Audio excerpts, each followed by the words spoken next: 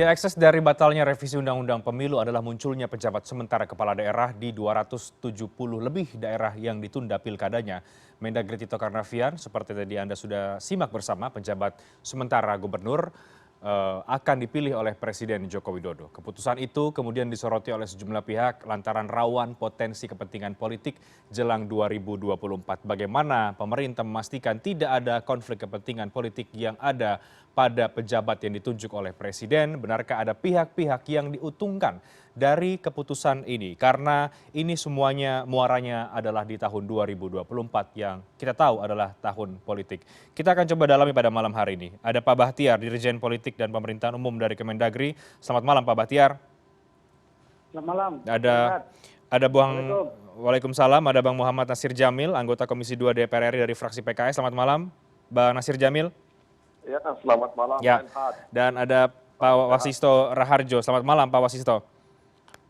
Selamat malam, Baik. Renhat. Bapak, kita membahas soal PJ Gubernur yang dipilih oleh Presiden Joko Widodo seperti yang tadi disampaikan juga oleh Mendagri Tito Karnavian. Saya mau ke Pak Bahtiar langsung saja dari Kementerian Dalam Negeri. Pak, ada kekhawatiran dan potensi ini memang juga tidak bisa kita pandang sebelah mata ketika nantinya pejabat sementara itu dipilih oleh Presiden, ada kekhawatiran soal isu partisan, kemungkinan potensi adanya konflik kepentingan. Nah, bagaimana Kemendagri menjamin atau memastikan bahwa orang-orang yang ditunjuk nanti bisa bebas dari semua kemungkinan-kemungkinan itu, Pak Bahtiar? Ya, pertama saya sampaikan bahwa penjabat pada era gubernur, bupati, wali kota ini sebenarnya bukan praktik baru dalam pemerintahan kita. Oke. Itu lalu kan sudah ada itu daerah. Tahun 2018 171 daerah juga kita menunjuk. J ada PLT. Kemudian 2017 juga 101 daerah. Begitu juga tahun 2015 dan sebelumnya juga 2012 dan ini sebenarnya praktek lama. Jadi ketika ada terjadi kosongan akan dilakukan penunjukan. Jadi pemerintahan itu tidak boleh kosong satu hari pun. Oke. Itu baik PLH yang biasanya kurang dari 1 bulan, CS kalau ada misalnya kepala daerahnya masih ada tapi biasa ikut kampanye, lalu PJ kalau benar-benar sudah kosong. Nah, orang kepala daerah rekrutmen ini adalah perintah undang-undang, jadi ini adalah konsekuensi logis dari kesepakatan pembentuk undang-undang menyusun Undang-Undang 10/2016 yang tadinya masa jabatan kepala daerah itu atau jadwal pemilihan tidak serentak. Nah, perintah undang-undang hendak diserentakkan di tahun 2024. Yang tadinya parsial kan, ada 2017, 2018, 2020. Nah, ini mau disatukan, maka karena mau disatukan pasti akan terjadi kekosongan di beberapa daerah tertentu. Jadi maka oleh undang-undang memberi dasar hukum melalui pasal 201 ayat 10 dan ayat 11. Oke. Kalau ayat 10 itu kalau untuk jabat gubernur itu adalah syaratnya adalah pejabat tinggi media atau eselon 1. Eselon 1 ini bisa sekda provinsi, bisa eselon 1 di seluruh kementerian lembaga. Kalau untuk bupati wali kota itu adalah pejabat tinggi pratama atau eselon 2. Itu biasanya dari provinsi. Jadi praktek ini sebenarnya sudah berjalan. Mana soal netralitas? Nah, ini juga harus kami luruskan juga ini. Nah, pertanyaannya praktek kita sebelum 2015, tahun 2015, 2017, 2018, dan kemarin tahun 2020. Catatan kita menunjukkan tidak ada masalah yang signifikan tentang hal-hal tersebut, apalagi soal isu netralitas. Netralitas atau tidak netral ini bisa terjadi pada siapa saja, bahkan kepala daerah definitif yang hari ini sedang menjabat yang berasal dari partai politik juga bisa juga tidak netral. Jadi bukan berarti kalau PJ kemudian dipertanyakan. Sistem pemerintahan daerah yang membatasi kewenangan kepala daerah itu. Apalagi kaitan dengan pilkada dan pemilu, itu sudah ada penyelenggara negara yang bersifat mandiri, nasional dan tetap. Namanya KPU, Bawaslu, dan DKPP. Jadi tidak ada ruang sama sekali siapapun menjabat kepala daerah untuk mengintervensi penyelenggara pemilu. Oke, baik Pak Bahtiar, bisa kami Artinya tangkap. kalau kita melakukan itu, sama halnya kita tidak percaya kepada penyelenggara pemilu yang mandiri. Baik Pak Bahtiar. Ya, kita tangkap. maksud Anda Pak Bahtiar?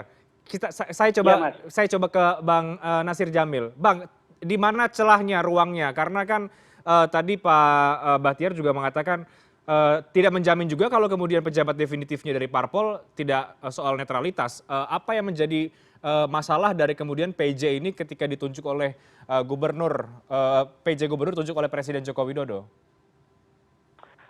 Terima kasih. Jadi sebelum sampai ke situ, kami ya fraksi PKS tetap ingin mengingatkan Presiden ya, dan kekuatan-kekuatan politik yang ada di parlemen agar menggunakan hati nurani dan guna mengevaluasi kebijakan keputusan politik terkait dengan Pilkada 2024 ya, meskipun memang sudah ada di dalam Undang-Undang Nomor 10 Tahun 2016. Kalau kita tanya pada penyelenggara pemilu, sebenarnya mereka terasa amat berat untuk menggelar pilkada serentak, kemudian disandingkan dengan pemilu secara nasional. Jadi di situ ada pilpres, ada pileg, dan juga ada pemilihan kepala daerah, legislatif daerah juga. Oleh karena itu sekali lagi ya, kami berharap agar Presiden mengevaluasi ya keputusan politik terkait dengan pilkada serentak 2024 tersebut. Itu satu hal. Yang kedua, terkait dengan pejabat ya, yang akan mengisi kekosongan daerah-daerah di tahun 2022 dan 2023. Jadi saya katakan bahwa ini raya pejabat. Ada sekitar 272 kalau tidak salah, baik itu level provinsi maupun kabupaten kota yang akan diisi oleh pejabat. Sebenarnya kalau kita mau merujuk kepada Pilkada 2020, ya, kenapa waktu itu kita agar ditunda, tapi kemudian pemerintah ngotot, ya karena ingin menjamin hak politik rakyat dan ingin menghadirkan pemimpin yang mendapat legitimasi. Tapi logika ini kemudian dibalik dalam Pilkada 2024. Jadi kalau 2020 kemudian waktu itu disebutkan ingin menjamin hak politik rakyat, kemudian ingin mendapat pemimpin yang diberi legitimasi oleh rakyat. Tapi ketika bicara pada serentak 2024, hal itu seolah-olah dilupakan. Seolah-olah dilupakan. Ya sudahlah, memang kadang hari ini pilih, besok makan tempe. Jadi yang kedua soal pejabat, jangan dilihat dari aspek, ya jangan dilihat dari aspek administratif belaka. Ya, memang itu diatur dalam Undang-Undang Nomor 10 Tahun 2016, kemudian juga Undang-Undang Nomor 24 Tahun 2014, juga ada Peraturan Pemerintah Nomor 49 Tahun 2009. Ya, diatur memang soal pejabat itu. Tapi jangan dilihat hanya administratif belaka. Ya, ada aspek sosial dan politiknya. Karena memang tidak sama kewenangannya dan punya keterbatasan. Aspek sosial politiknya apa, Bang Nasir? Bola panas ada di istana. Bola panas ini ada di istana. Apakah kemudian kita dalam tanda kutip mengangguk dan mengiyakan pernyataan dari pemerintah bahwa akan menghadirkan pejabat yang punya integritas, kapasitas, dan lain sebagainya. Jadi saya melihat ini bukan hanya soal aspek administratif ya, tapi harus ditinjau, harus dilihat dari aspek sosial dan politik. Meskipun pemerintah barangkali tidak akan masuk ke dalam ranah itu. Tetapi kami sebagai fungsi sebagai kawasan tentu juga harus melihat dari aspek sosial dan politik. Baik, Bang Nasir. Karena itu sekali lagi ini ujian ya, ujian kalau memang tidak ada perubahan terkait dengan pilkada serentak tahun 2024. Jadi ini bola panasnya ada di istana. Apakah memang akan menghadirkan pejabat yang kemudian itu bisa berkomunikasi dengan DPRD setempat, kemudian berinteraksi secara positif dengan pemangku-pemangku kepentingan sana. Jadi ini kan bukan pekerjaan mudah juga sebenarnya, meskipun para pamong praja sudah memang memiliki kapasitas keilmuan, tapi kan di lapangan tidak semudah seperti yang kita telan teori. Oke, baik Bang Nasir Jamil, aspek sosial dan politik yang Anda maksud itu seperti apa? Ya itu tadi, jadi kan ada semacam dalam tanda kutip ya, ini ada apa gitu ya, dengan ratusan jumlah seperti itu, apakah kemudian aspek-aspek sosial politiknya terpenuhi tidak? syarat formal tentu terpenuhi seperti yang dikatakan oleh Pak Dirjen tadi, Ya, ya, memiliki syarat pangkat, golongan dan lain sebagainya. Tapi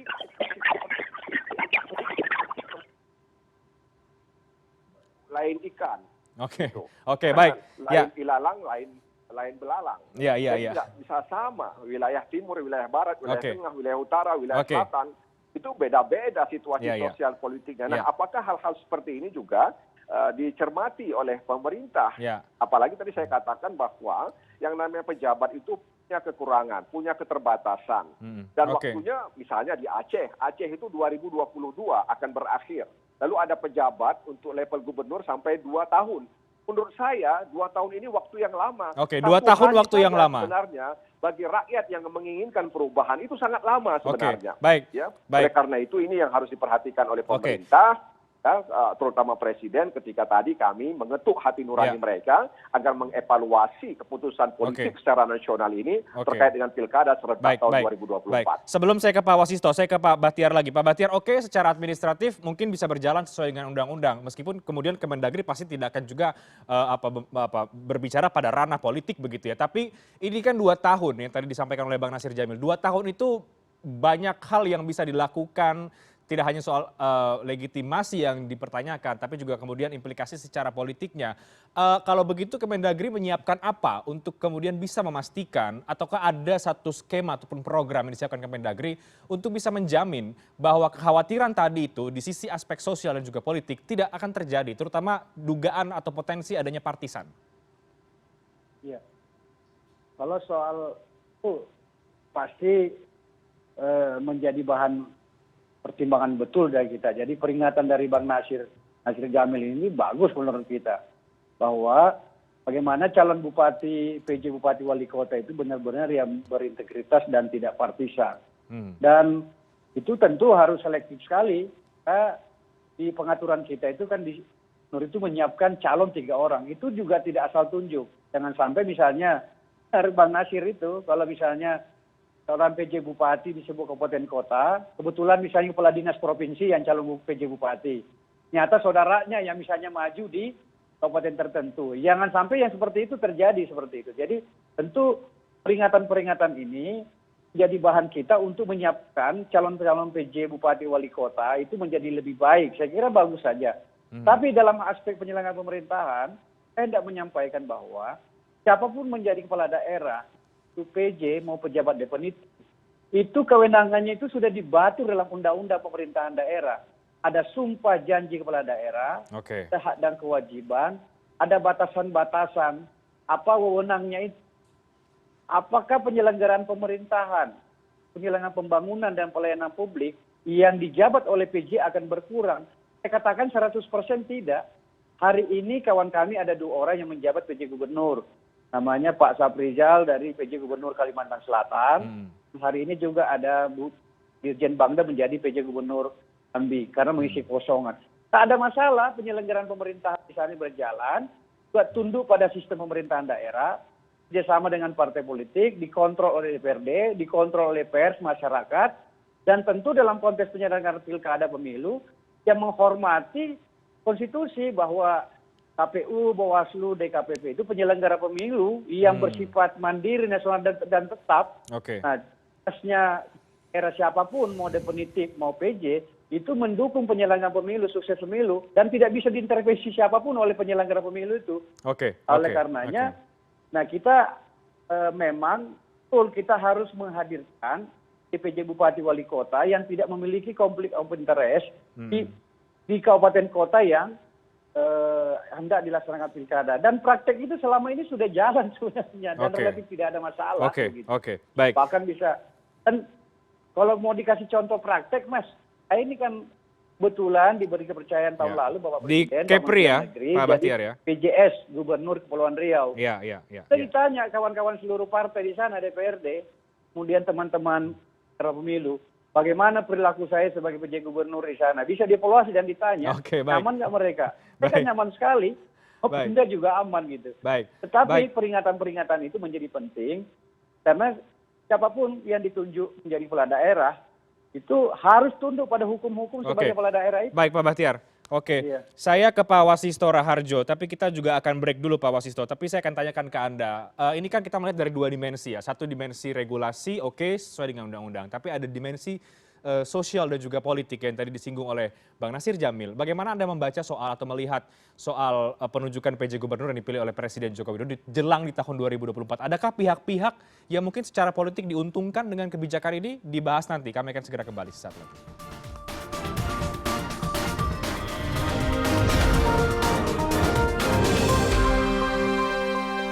Saya akan langsung ke Mas Wasisto Raharjo, peneliti politik LIPI. Mas Wasisto, tadi sudah kita dengarkan bersama-sama dari aspek regulasi, kemudian juga aspek sosial dan juga politik. Anda melihat adakah pihak-pihak yang diuntungkan dengan keputusan ini atau sebagai ekses dari pilkada ditunda, pilkada yang kembali di tahun 2024, akhirnya harus menunjuk PJ Gubernur yang ditunjuk oleh Presiden Joko Widodo. Siapa pihak yang diuntungkan, Mas? Ya, terima kasih Mas Reinhardt atas pertanyaannya.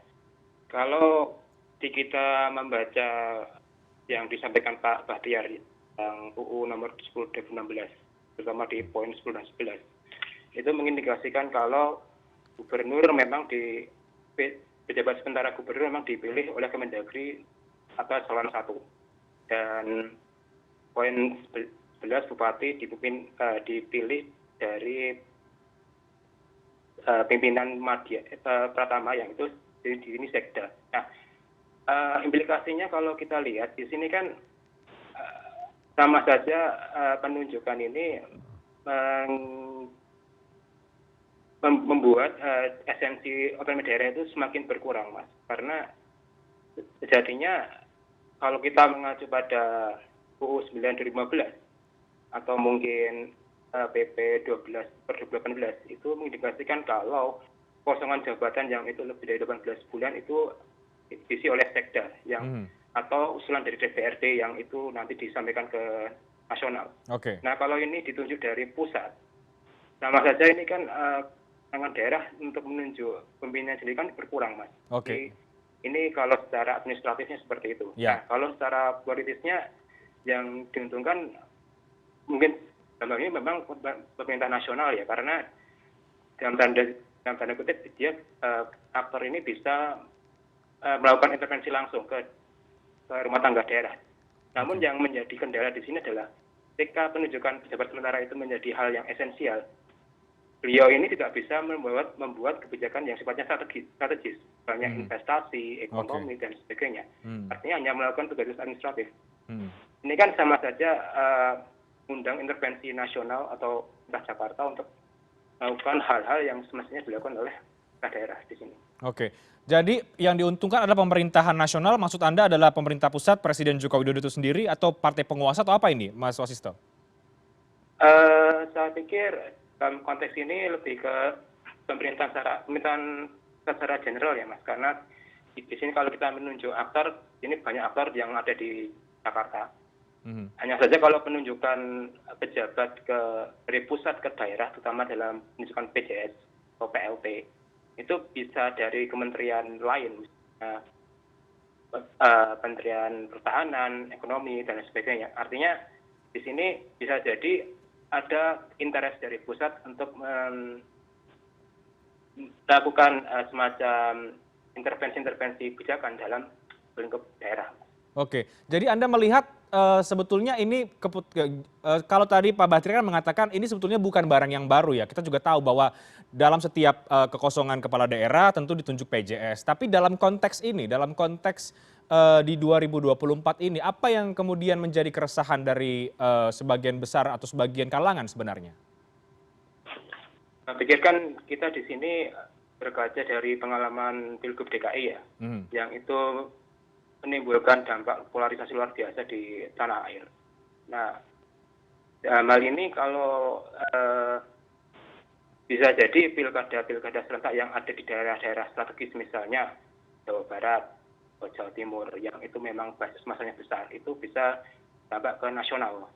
Maka lebih baik kalau misalnya disetujui dari pusat, karena bisa jadi satu itu mengganggu kohesivitas koalisi nasional, artinya koalisi pemerintah pusat itu nanti malah lebih sibuk di daerah daripada di pusat, sehingga ini bisa menimbulkan instabilitas di nasional. kurang lebih demikian sih, Mas. Oke, baik. Pak Bahtiar, apa tanggapan dari Anda, Pak Bahtiar, bahwa ini bisa jadi intervensi langsung dari pemerintah pusat terhadap daerah, terutama daerah-daerah yang menyelenggarakan pemilihan kepala daerah tentunya? Ya, ini kita bicara yang konkret aja, Mas ya, Pak Menhad ya. Saya kemarin ini kan PJ Gubernur Kepulauan Riau 71 hari. Apakah selama saya jadi PJ Gubernur Kepulauan Riau, yang notabene saya dirjen politik, diintervensi nggak sama Mendagri? Tidak ada itu, Mas. Sistem pemerintahan kita ini sudah berubah dari zaman dulu dengan sekarang. Karena eranya otonomi daerah. Begitu saya dalam kapasitas sebagai gubernur, PJ itu, ya tunduk pada hukum-hukum pemerintahan daerah, dikontrol oleh DPRD, siapapun tidak bisa mengintervensi saya gitu sebagai PJ Gubernur. Tidak ada itu. Hari ini ada dua kawan kami di PJ Gubernur Jambi dan PJ Gubernur Kalsel. Kita itu nggak bisa mengintervensi menurut PJ Gubernur Jambi dan Kalsel. Praktek ini sudah berlangsung lama gitu. Apalagi main di wilayah politik, misalnya pemilu. Nah, pemilu ini kan sudah ada sistem negara kita, ada penyelenggara pemilu, ada penyelenggara pilkada. Itu otonom itu KPU Bawaslu itu. Nggak bisa diintervensi oleh kepala daerah. Jangankan kepala daerah yang PJ, kepala daerah definitif saja juga nggak bisa mengintervensi. Jadi sistem ini sudah ada, sistem kontrol itu. Jadi menurut saya itu anasir-anas yang tidak ada dalam praktik, Mas, gitu. Asumsi saja gitu. Nah, oleh karenanya, tapi apakah kita harus menyiapkan calon PJ yang tidak memiliki konflik of interest di sebuah daerah? Setuju itu masukan Pak Bang Nasir Jamil itu. Jangan sampai kepala-kepala dinas di provinsi itu yang kita tunjuk dari Bupati Wali Kota memiliki konflik of interest di daerah. Nah, itulah gunanya seleksi. Seleksi dicek rekam jejaknya, integritasnya juga.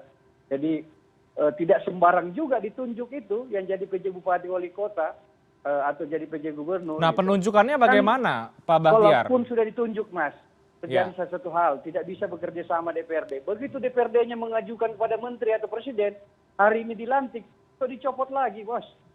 Besok dicopot lagi PJ itu. Jadi tidak harus menjabat langsung 1 tahun, walaupun undang-undang membolehkan PJ menjabat 1 tahun.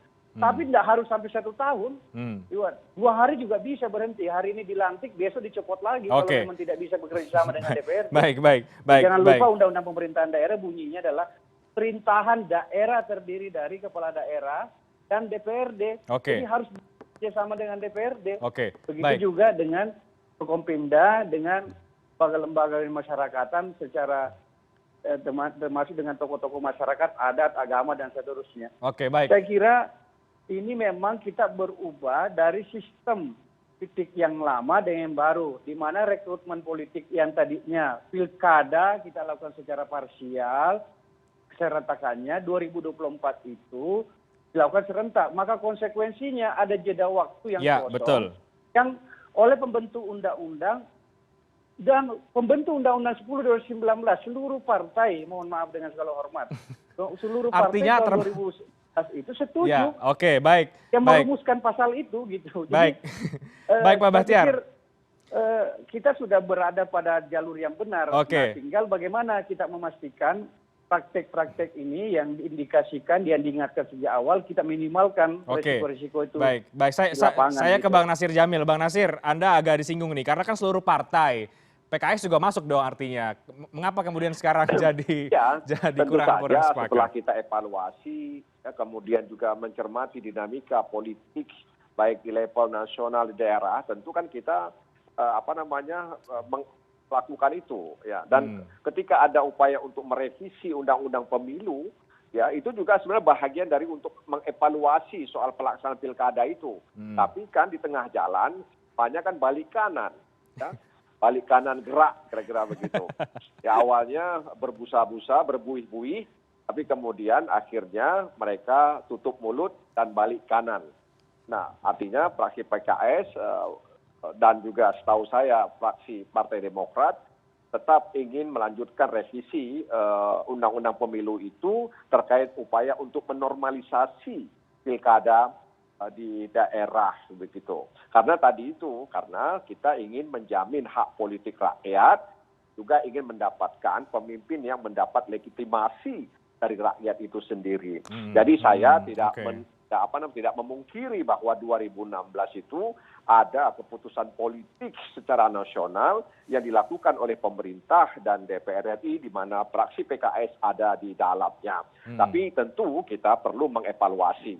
Saya sependapat ya dengan Pak Dirjen bahwa memang hari ini sudah berubah, tidak lagi seperti masa-masa awal-awal reformasi atau ketika masa Orde Baru.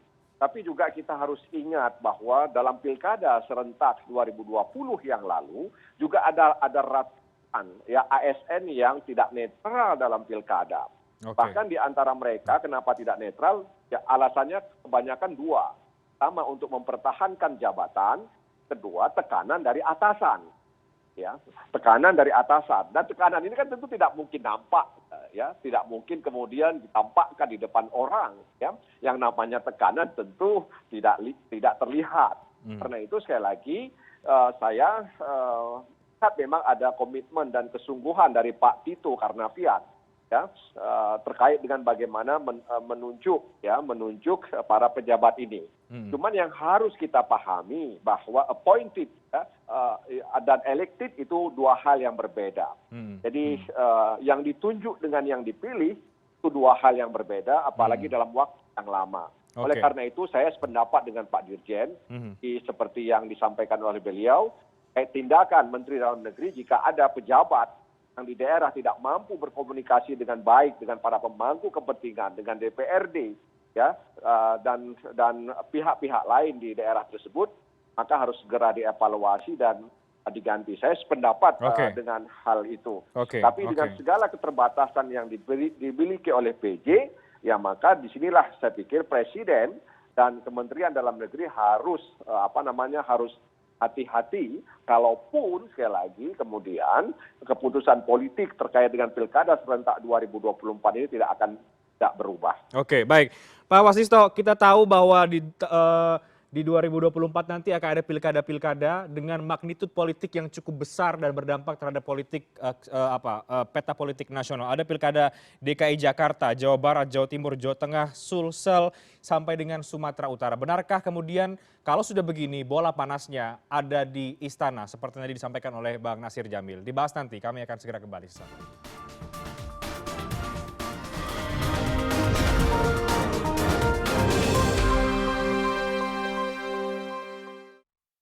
Mas Wasisto, Mas tadi yang seperti saya sudah singgung bahwa di 2024 ada pilkada di daerah-daerah yang dengan magnitud politik yang cukup tinggi, Jakarta, Jawa Barat, Jawa Timur, dan beberapa daerah lain. Nah, dari kacamata Anda, ini kan ada yang kemudian menafsirkan atau membaca bahwa dengan ditunjuknya PJ Gubernur di sejumlah daerah tadi itu, ini menguntungkan kelompok-kelompok partai penguasa atau mungkin yang ada di sekitar Presiden Joko Widodo. Apakah Anda dari kacamata Anda ada melihat hal yang sama, Mas? Apa sih? Kalau kita lihat kan yang tadi disinggung oleh Pak Nasir Jamil dan Pak Badar, PJ kan lebih sifatnya administratif, yang itu hanya menjalankan tugas rutinitas secara. Nah, tadi saya juga sudah singgung kalau PJ ini juga tidak bisa membuat kebijakan strategis. Nah, masuk politik. Nah, kalau kita melihat magnitude yang ada di pilkada serentak nanti di Jabar, di Jatim, Sulsel, dan lain sebagainya, itu kan sesuatu yang tidak berseberangan. Kan yang kita lihat di sini, kita lihat kalau misalnya suara dari publik nanti bisa terkonsolidasikan daripada ke arah pemilu nasional daripada ke pemilu lokal. Karena di sini kita lihat peran PJ ini kan juga bagian dari wakil pemerintah pusat di daerah kan, yang tentu saya pikir ada semacam diskusi politik yang ada di belakang layar. Oke, kalau dalam posisi seperti ini artinya seperti apa kemudian bola panas itu yang tadi Mas atau Bang Nasir Jamil sampaikan ini ada di istana? Saya pikir kalau istilah bola panas ini kan lebih pada siapa mendapatkan apa di pemilu kada serentak nanti. Nah, di sini kita bisa simak kalau secara administratif itu lebih pada bagian dari membuat masyarakat itu tidak terlalu terdisrupsi dengan konflik politik. Nah, tapi kalau dan ini lebih condong bagaimana kita berkaca bahwa bagian dari upaya membentuk massa mengambang dalam hal ini. Jadi masyarakat lokal tidak terlalu peduli dengan pemilu serentak, tapi lebih pada nasional. Oke. Nah, kalau bola panas ini kembali lagi ke soal individu, Mas Reinhard. Oke, baik. Bang Nasir Jamil, Anda tadi sempat mengatakan juga bahwa ini bola panasnya ada di istana. Artinya apakah Anda melihat bahwa dengan penunjukan PJ ini, meskipun kita juga berharap ya bahwa Kemendagri bisa sangat memfilter siapa-siapa orang yang ditunjuk, tapi secara sosial dan juga politik ini menguntungkan kelompok-kelompok tertentu? Iya, tadi saya katakan bola panas sebagaimana merujuk kepada penjelasan Pak Dirjen bahwa calon PJ gubernur itu di tangan presiden, kemudian juga calon PJ bupati dan wali kota diserahkan oleh gubernur kepada Mendagri dan nanti diteruskan kepada presiden. Itu yang kemudian saya menyimpulkan bahwa bola panas ada di istana. Dan tentu saja kalau digabung antara 2022 dan 2023 itu ada 272 jabat yang akan mengisi kekosongan daerah-daerah yang akan mengikuti kontestasi. Dan tentu saya tidak berprasangka buruk ya bahwa nanti akan ada kong kali kong atau pat gulipat ya terkait dengan pengisian jabatan-jabatan tersebut ya. Karena kita juga ingin tahu bagaimana kemudian presiden ya, memilih satu di antara nama yang diusulkan. Artinya presiden juga harus bisa menjelaskan kepada publik mengapa misalnya beliau memilih si A dan tidak memilih si B dan si C. Sehingga kemudian publik memiliki trust ya terhadap pemerintahan dan juga PJ yang ditunjuk tersebut. Karena apa? Nah, saya katakan tadi bahwa bagaimana PJ itu bisa berkolaborasi dengan para pemangku kepentingan di daerah dan juga masyarakat di daerah tersebut. Jadi harus ada macam argumentasi ya kenapa kemudian pemerintah negara presiden ya kira-kira kemudian menunjuk si A atau si B atau si C baik untuk level provinsi maupun kabupaten kota. Meskipun tadi saya katakan bahwa mereka sudah memenuhi syarat-syarat secara formal ya sesuai yang diatur di dalam Undang-Undang 23 2014 Undang-Undang nomor 10 tahun 2016 maupun peraturan pemerintah ya nomor 49 tahun 2009 atau 2019 saya nggak ingat betul.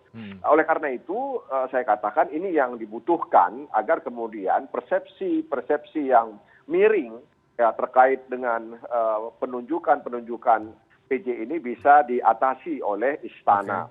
Nah apapun ceritanya kita ingin 2024 ya kalau memang sekali lagi saya selalu mengatakan kalau memang itu kemudian terjadi ya maka negara pemerintah ya itu harus meyakinkan publik bahwa berdiri di atas kepentingan bukan hanya kepentingan kelompok ini golongan itu tapi kepentingan bangsa dan negara. Oke, terutama di daerah-daerah yang tadi sudah saya sebutkan juga ya Bang Nasir, ada DKI Jakarta, Jawa Barat, Jawa Timur, Jawa Tengah. Iya, karena itu nanti ada kaitannya dengan Pilpres.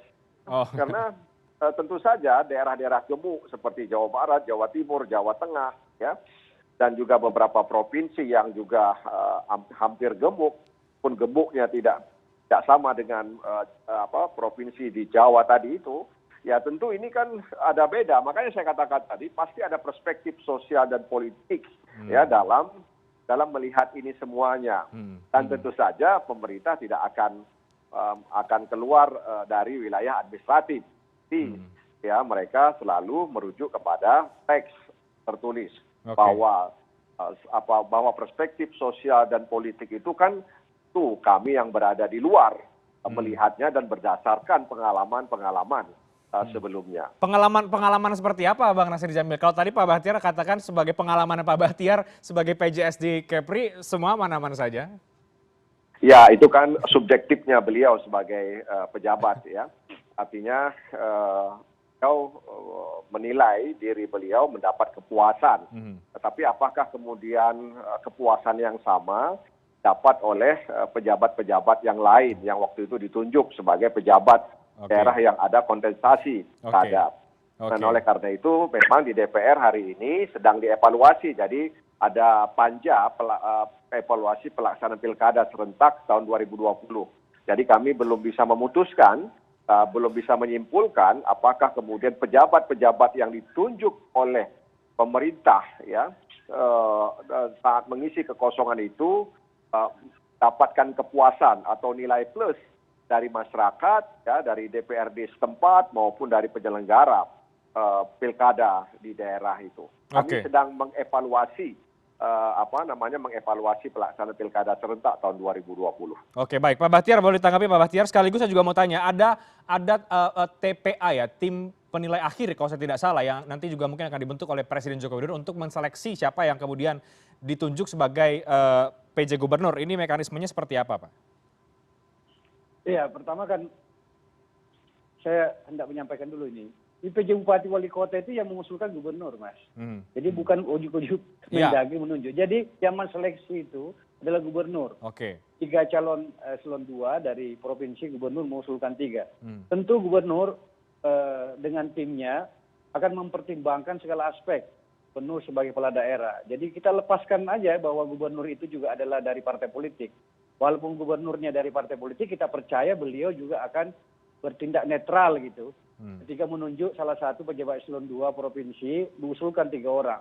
Jadi salah satu dari 3 yang diusulkan itulah yang kemudian yang dilaporkan oleh Bapak Menteri, Bapak Presiden untuk selanjutnya ditunjuk oleh Mendagri sebagai Bupati Wali Kota. Jadi basisnya itu adalah usulan dari gubernur untuk pejabat Bupati Wali Kota dan itu sudah kita praktekkan selama ini. Nah untuk yang Bupati, PJ Gubernur, nah itu yang baru diusul Mendagri menyiapkan 3 nama yang diusulkan kepada Bapak Presiden. Nah tentu rekam jejak eselon 1 yang diusulkan itu dipertimbangkan dari segala aspek, tentang perilakunya dan seterusnya. Nah pun demikian masukan-masukan Bang Nasir Jamil tadi menurut saya positif menurut saya. Artinya tidak boleh lagi memang juga sembarang orang kepala dinas walaupun sesama eselon 2 kan tidak semua eselon 2 itu memiliki kapasitas kemampuan mungkin memimpin sebagai kepala daerah. Jadi ini betul-betul integritasnya, rekam jejaknya harus dicek. Dan harus mampu berkomunikasi dengan kekuatan politik, termasuk kekuatan sosial di daerah setempat, masuk lembaga-lembaga adat. Saya kira apa yang dilakukan oleh seorang gubernur, baik penitip maupun PJ, sama saja sebenarnya dalam prakteknya. Mereka menyelenggarakan pemerintahan, melaksanakan pembangunan, melayani masyarakat, menghadiri atau mengikuti kegiatan sosial kemasyarakatan. Tidak ada yang beda sebenarnya dengan PJ itu dengan definitif. Cuma rekrutmennya saja yang berbeda. Dan hukum juga batasi apa kewenangan dan kewajibannya. Jangan lupa sekali lagi saya mengingatkan, sistem pemerintahan daerah kita itu, pemerintah yang dimaksud pemerintah daerah itu kepala daerah dan DPRD. Jadi kepala daerah yang mau definitif tidak memiliki otoritas tunggal dalam mengelola daerah. Kita harus bersama-sama dengan DPRD. Terus lagi kewenangan juga dibatasi, ada 6 urusan. Itu menjadi tugasnya penyelenggara urusan pemerintahan absolut. Ada TNI, ada kepolisian, ada kewenangan fiskal, ada bidang keagamaan. Jadi saya pikir praktek selama ini kan sudah terjadi itu dan masalah. Dan yang paling penting kan ini kan korelasinya dengan pilkada. Pertanyaan kritisnya adalah apakah memang pejabat ini bisa berkolaborasi mengintervensi penyelenggara pemilu? Saya jawab tidak mungkin. Gitu. KPU dan KPU Bawaslu ini kan penyelenggara pemilu bersifat mandiri, nasional dan tetap. Tugasnya PJ ini kan mendukung penyelenggara pemilu dalam mensukseskan pemilu nasional, pemilu presiden dan pilkada begitu. Dan kalau ada macam-macam, tadi hari ini dilantik, besok bisa dicopot. Nanti juga Komisi 2 DPR RI juga bisa mengawasi. Kalau ada seorang PJ Gubernur atau PJ Bupati Wali Kota, masuk teman-teman media bahwa ini tidak objektif, kemudian partisan dan seterusnya, dilaporkan Pak Menteri, dilaporkan Pak Presiden, itu bisa dicopot seketika. Oke. Hari ini ada 2 teman kami jadi PJ Gubernur Jambi dan PJ Gubernur Kalsel. Adakah laporan terhadap beliau berdua tidak netral, partisan atau tidak melayani berkunas DPR? Laporan itu pun bisa dicopot seketika begitu. Jadi ini sebenarnya praktik pemerintahan yang sudah terjadi untuk mengisi kosongan. Nah, kita berubah sistem yang tadinya pilkada kita lakukan serentak parsial, Oke. menuju serentak nasional 2024. Nanti Oke. tahun 2029 tidak mengalami lagi ini. Hanya kita mengalami di 2023 sampai 2024. Oke. Nah, karena kalau kita sudah serentak nanti 2024, serentak berikutnya kan 2029. Ya, oke. Kegaduhan nasional itu semua sekali 5 tahun. 2029 tidak akan terjadi lagi. Oke. Nah, kalau kita tidak lakukan sekarang, ya praktek-praktek PLT selalu terjadi setiap saat begitu. Baik. Justru ini nggak akan berhenti ke depan. Baik. Nah, tetapi peringatan beliau, Bang Nasir, termasuk mungkin dan masukan-masukan masyarakat, ini betul-betul kita cermati, mulai Oke. dari rekrutmennya. Kalau saya, Bang, bukan hanya rekrutmennya. Maksud tadi, saya setuju. Evaluasi juga sedang mereka, Oke. PJ ini sedang bekerja, menjalankan tugasnya. Kita kontrol saja, masyarakat Oke. kontrol saja. Kalau mereka tidak mampu Ya. kinerja baik, jalankan tugas-tugas sebagai kepala daerah, kan Oke. diusulkan Baik. ganti kan setiap saat bisa diganti. Baik, Pak Bahtiar. Apalagi Baik. cuma pejabat yang ditunjuk. Begitu. Baik. Saya kira begitu. Baik. Di saya. Baik. Cocok Bang Nasir, ada tanggapan sedikit saja singkat? Ya, jadi saya sependapat ya dengan apa yang disampaikan oleh Pak Dirjen. Tapi melihat dinamika di lapangan tentu pemerintah harus tetap ekstra hati-hati. Oke. Karena ini ada kaitannya dengan Pilpres 2024 ya, dan juga pemilu legislatif 2024. Jadi saya memang ada perubahan yang signifikan. Tapi memang kalau kita lihat budaya birokrasi kita ya, masih pakewuh ya, dan juga menghormati pimpinan dalam tanda kutip ya, sehingga kemudian hal-hal seperti ini yang harus dipertimbangkan, dan tentu saja nanti DPR akan mengevaluasi ya secara prinsip terkait dengan penempatan-penempatan. Yang paling penting sebenarnya adalah bagaimana transparansi sehingga partisipasi masyarakat itu bisa digerakkan. Tanpa transparansi masyarakat justru akan kehilangan trust dalam kontestasi. Kalau kemudian 2024 tetap dilakukan. Oke, tugas pemerintah menjelaskan nanti bagaimana kemudian dan juga menjamin bahwa orang-orang yang ditunjuk betul-betul bisa netral dan juga independen dalam hal tekanan dari kepentingan politik. Bagi Mendagri Pak Tito Karnavian dan jajarannya, dan kami tentu siap berkolaborasi membantu semua kesulitan dan hal-hal yang menjadi hambatan bagi Kementerian Dalam Negeri. Kita kawal bersama karena ini berkaitan dengan agenda politik yang cukup besar di tahun 2024. Terima kasih banyak Bang Nasir Jamil, terima kasih banyak Pak Bahtiar. Mas Wasisto, terima kasih untuk diskusi yang sangat menarik. Sehat selalu Bapak-Bapak sekalian. Oke, terima kasih Pak Dirjen.